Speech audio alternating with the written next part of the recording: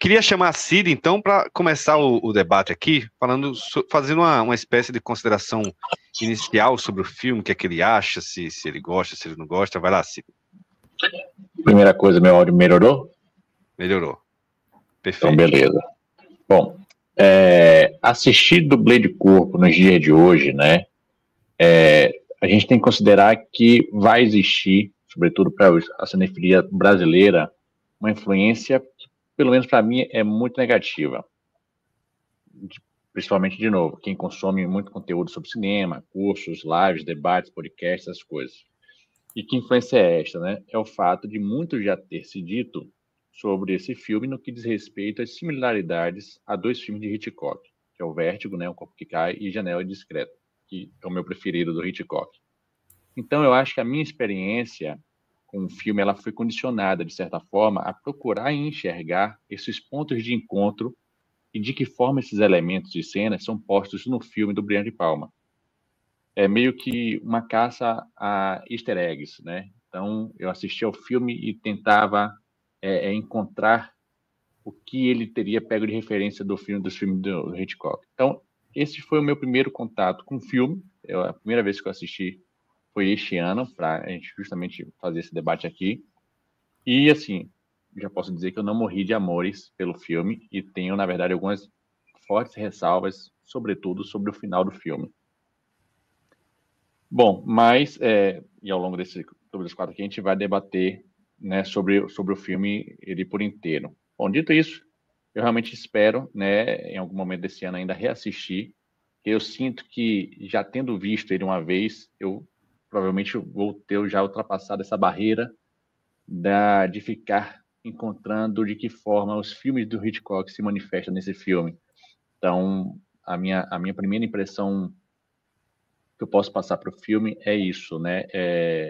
Eu fiquei muito condicionado a encontrar essas similaridades em O Dublê de Corpo com esses filmes do Hitchcock que eu já tinha assistido. Então, eu acho que isso realmente prejudicou bastante a minha experiência, a minha imersão no filme.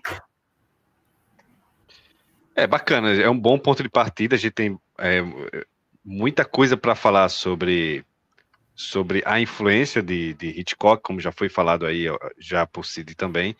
Aliás, por Eupídio também e agora por Cid, mas eu queria chamar antes Bruno para falar um pouquinho sobre essa questão da influência, né? A gente já iniciar o debate falando sobre isso, que eu também tenho alguns comentários a tecer sobre isso. Mas eu queria ouvir primeiro o Bruno também. A gente já conversou algumas coisas no bastidores, eu já sei mais ou menos o que ele vai falar, então depois dele eu quero falar umas coisinhas também. Vai lá, Bruno. Tem o lado ruim do ao vivo, né? Que é sem filtros, né? Vamos lá. Cara, o Cid falou um pouco dessa influência, né? De ir procurando similaridades entre os filmes do Hitchcock e do Brian De Palma. Se ele já estava sabendo disso, era a oportunidade dele perceber como o Brian De Palma faz um filme muito melhor do que Janela Indiscreta e Um Corpo que Cai. Era totalmente essa oportunidade. Ainda que eu ache que estamos falando de 3 obras-primas, tá? Corpo que Cai, Janela Indiscreta e Body Double. Mas eu boto o Dublê de Corpo como talvez uma das 10 melhores obras do cinema, assim, e extrapola muito o que eu já consumi em outras artes, inclusive. Talvez uma das maiores obras que eu já consumi de alguma maneira, seja assistindo, lendo e etc.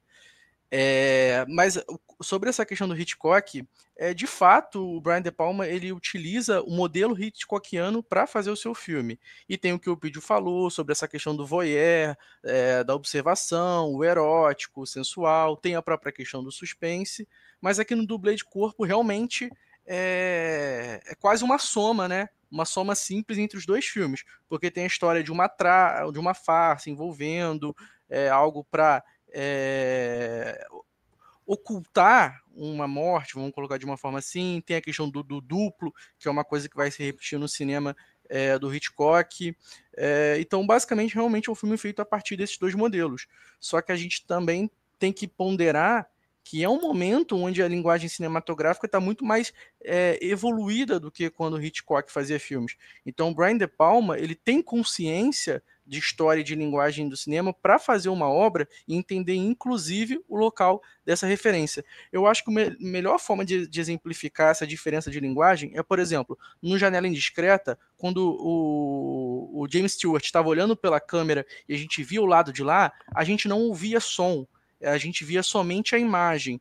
O cinema é uma arte dominada pelas imagens e por isso não tinha essa preocupação também de utilizar os sons. Os sons em Hitchcock basicamente eram ruídos e diálogos no Janela Indiscreta, não tinha uma abordagem sonora complexa. E quando o Brian De Palma ele tem essa sacada de entender que o cinema não é mais somente visual, e sim audiovisual. Então ele tem que inserir nesse modelo Hitchcockiano também a questão do som. Então tem aquela música, aquela. É que trilha sonora é tudo isso, são todos os sons. Mas aquela música não diegética, sugerindo inclusive esse clima, essa atmosfera de desejo e de tudo mais. E como que isso vai condicionando a nossa interpretação do filme. Como que som e imagem vão se retroalimentando e induzindo a nossa interpretação sobre o filme. E eu acho que é genial. Isso tem no Blowout também, Um Tiro no Escuro, do Brian De Palma, em que o cara tenta reconstruir a cena do filme, tanto a partir do som que ele gravou do acidente, e ele tenta lembrar o que ele testemunhou, o que ele viu. Então, o Brian De Palma ele é um expoente do que seria o cinema como audiovisual, um sistema ali de produção de sentido, e como ele utiliza isso de forma complexa. E assim, também outra coisa que ele faz é entendendo o cinema como esse sistema complexo de produção de significado, que ele fala, olha, já se fez filme sobre tudo, já se discutiu sobre tudo, não existe mais tema, existe uma crise justamente de criatividade, já tinha passado pela Nova Hollywood, mais de 10 anos de Nova Hollywood, então não tinha mais como reinventar a roda. Então ele utiliza um modelo narrativo que já existe, mas ele consegue extrapolar tudo aquilo que foi feito, considerando esse novo contexto de crise e tudo mais. E aí, cada imagem do Brian De Palma pulsa de uma maneira que você não vê em outro filme. Pulsa a questão do desejo, pulsa a questão do erótico, pulsa a questão do diálogo entre as imagens. Então, todas as referências que tem a Hitchcock, elas se pretendem ser entendidas como referências a Hitchcock, porque ele entende também que existe uma sociedade de consumo que já levou o Hitchcock para esse cara e está levando agora o filme dele. Então, ele traz também coisas da cultura de consumo que não eram tão claras e evidentes no Hitchcock. Então, é um filme que pulsa, e eu acho que isso é arte, é pulsar, é sentido, é significado, é relações, relação com o meio, a questão da tecnologia, como eu falei. Então, assim, é uma das obras assim mais complexas de se idealizar, de se pensar, de se executar, considerando que cada variável é extremamente dependente do trabalho de uma outra pessoa. É assim, é uma orquestra, né? Eu não gosto de comparar duas artes para validar a outra, porque parece que você está dizendo que uma é superior à outra. Mas é nesse sentido. É algo assim que pulsa, muito bem trabalhado, muito bem orquestrado e assim extremamente bem sucedido no sentido do suspense e tudo mais. E essa questão que o Cid falou do final, eu não sei se ele se refere ao fato de ter inserido um filme dentro de um filme. Não, tudo bem, depois você vai falar, mas eu acho que também tem esse elemento metadiscursivo, como ser um filme sobre um filme de alguma maneira, isso está inserido, um filme que faz referência a outro filme, então eu acho que isso, como eu falei, amplia a possibilidade de sentido, então não sei se também, é que tem algum barulho que tá aqui no meu fone bastante alto, mas em resumo, eu acho que minha relação com o filme vai sobre essa construção durante o filme e não sobre o final. Talvez quando o Cid apresentar a opinião dele sobre isso, eu até valide e acredite que faça muito sentido. O que eu não abro aqui é a discussão se esse filme é uma obra-prima ou não. A gente já vai partir disso, é daqui que a gente vai partir e a gente vai tentar entender o porquê. Pode ir lá. Eu vou passar então para você, Cid, já para complementar essa discussão. Pode falar aí. Isso. O final que eu me refiro é o final da trama propriamente dita, né? Quando ele tem a descoberta, quando ele está lá naquela própria cova e tudo mais. Não a parte da linguagem do próprio Brian De Palma, gênio, certo? mostrando para a gente as técnicas de dublê de corpo ali no finalzinho do filme. Eu concordo em muito do que o Bruno falou em relação. O Bruno até falou assim: já tinha sido feito tudo no cinema, né? Realmente é um cinema já saturado e não diferente disso, a gente tem o Brian De Palma como um cineasta maneirista, né? Onde ele extrapola realmente os limites do que já foi feito para ir além do que já poderia ser feito, né? Então, eu não vou partir de uma obra-prima, porque eu não acho que esse filme seja obra-prima. Você falou que para mim, de novo, Janela Indiscreta é indiscutível, mas de fato eu gosto de como o Brian De Palma ele se utiliza de referências para dar ainda originalidade nos seus filmes. Isso me agrada. Quando eu digo que eu fui prejudicado, é porque eu acho que eu perdi tempo demais no filme procurando de que forma o De Palma está fazendo aquilo que foi dito por N pessoas, né, críticos, influencers, dizendo, olha, dublê de corpo é o Brian De Palma referenciando Vértigo e referenciando Janela Indiscreta. Então, são dois filmes que eu já tinha assistido, são dois filmes que eu gosto muito. Janela Indiscreta, realmente, eu sou apaixonado. Então, eu perdi muito tempo nessa busca, né? Então, para mim, saber de tudo isso e assistir pela primeira vez hoje, por isso que foi negativo. Não que o filme seja ruim de forma alguma, mas eu tenho esse impacto negativo no filme por conta disso. Eu não fiquei imerso o suficiente porque eu estava sempre me colocando de fora, olhando de fora o tempo todo para enxergar certos elementos ali.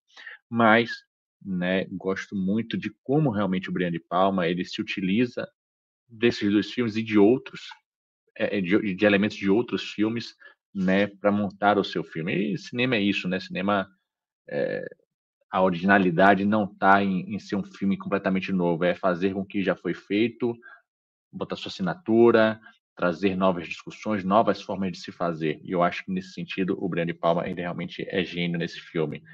Então, tanto essa parte do voyeurismo, essa parte do personagem Jake, né, que começa a olhar para aquela personagem ali de uma forma diferente do que nós temos tanto em Vértigo como em Janela Discreta, porque o primeiro olhar não é com desejo, e aqui o primeiro olhar já é com desejo, e aí o Bruno foi muito feliz quando ele fala que a trilha sonora, ou que aquela música de fundo, todas as vezes que ele está olhando para ela, ou ele está perto dela, ou ele está com algum objeto dela, como no caso da calcinha que ele pega no lixo, tudo isso realmente faz com que o ambiente seja muito carregado desse desejo e que isso passe muito facilmente para a gente.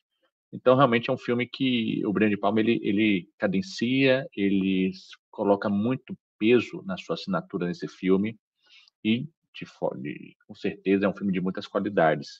Mas eu ainda fico com esse final, ou seja, o Bruno trouxe uma palavra de complexo, né?